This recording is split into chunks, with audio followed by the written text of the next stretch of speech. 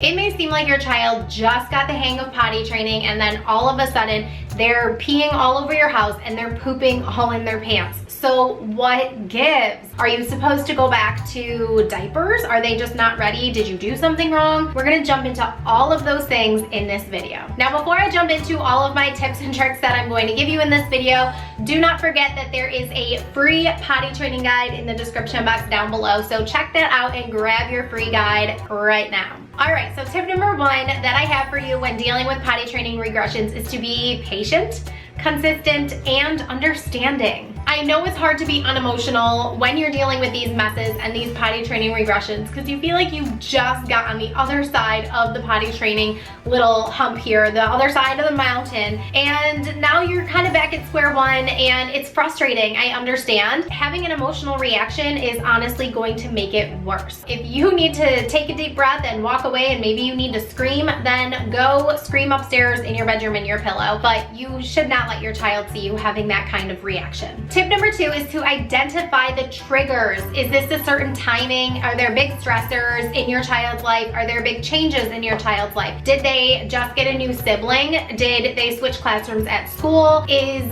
your family moving? Are they moving from a crib to a toddler bed? Any of these big changes can and might, I would be willing to say that they probably will induce some sort of regression, whether it's a potty training regression or a behavioral regression or a sleep regression. It is very common for those big changes and big stressors in your child's life to kind of initiate these regressions. If there is a specific stressor in your child's life, then you should just know that this is happening and this too shall pass. Now, the other aspect, my hair is driving me nuts, the other aspect of these potty training regressions is timing. So is this happening during a certain time during the day?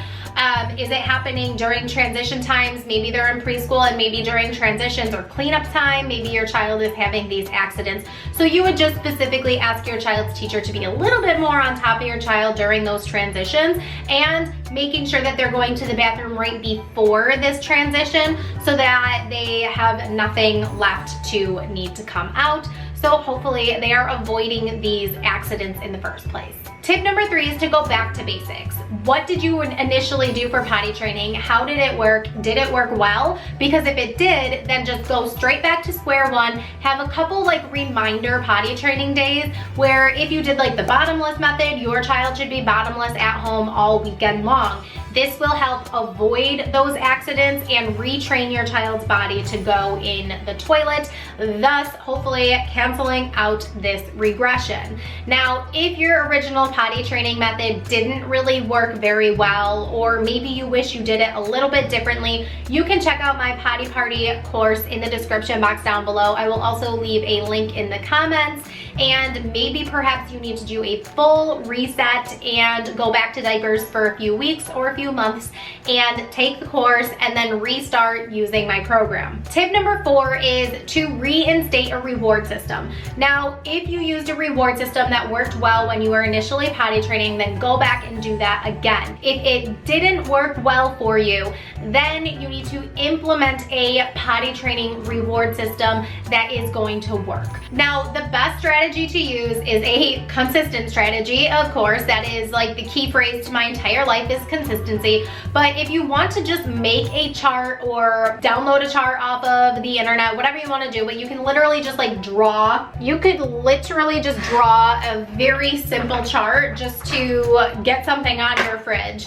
And what you want to do is have your child pick out the stickers that you're going to use on the chart so they are encouraged and inspired to want to earn stickers on their chart. You should only have between 5 and 7 stickers on your child's chart so that they don't have an overwhelmingly amount of stickers that they need to earn. I really don't like those charts that are like a full page of lots of different check boxes and all of that. So your child should have smaller goals. Now, when they fill the chart, then they can get a physical prize, or even if it's like a special outing to go somewhere together or whatever it might be, but you need to be very consistent in your reward system. So you can't just reward them once in a while when you feel like they did a really good job. You need to have your system and you need to stick to it, and that is the most important part of a reward system. It has to be consistent and it has to be every single time. Now, tip number 5, I might get some pushback on because it's a little bit messy, but your child needs to help clean up the accidents. Whether it's a pee accident or a poop accident, your child needs to help clean it up. And there's this like amazing invention called gloves, and they have disposable gloves. If your child is apprehensive, or if you're apprehensive about letting your child get messy and helping clean up the mess, then you can have them wear any gloves that, you know, that you can buy at any store on the market. So your child needs to be a part of cleaning it up, and you need to make it a point to make it an annoying process for them and say, it would have been so much easier and faster had you just used the bathroom in the first place. Because now you'll know if this is a behavioral regression and maybe they're just being lazy. This is also something that happens. If your child is just being lazy, they don't want to stop what they're doing because they don't want to take the time to go to the bathroom, they will learn very quickly that had they just stopped in the first place and gone to the bathroom, that the whole process would have been so much faster. Now, when your child does have these accidents and they do clean it up, I also recommend that all of my clients' families, they all have their children help them do this, but whatever clothes your child got dirty, they need to help you do the laundry. They need to bring it down to the laundry, they need to help pour in the detergent, press the start button, whatever it might be. Your child also needs to help you switch it from washer to dryer because this is annoying, right? They need to stop what they're doing again to help switch the laundry, and then they have to help switch the laundry again to fold and put away said laundry. I know it's a process and I know it's going to seem daunting and annoying, but it needs to be done. Those are your top 5 tips on how to handle a potty training regression. If these strategies do not work, or if you need a little bit more guidance or more help with this situation, then click the link in the description box down below for a one-on-one consultation. I would love to do a full assessment of your situation, talk to you, and get to know you and your child, because every child and every family is different. So I like to customize my solutions for each family, meet you where you are, and help you find the solution that is going to stick. We're not looking for temporary band-aids here. We are looking for long-term, lifelong solutions.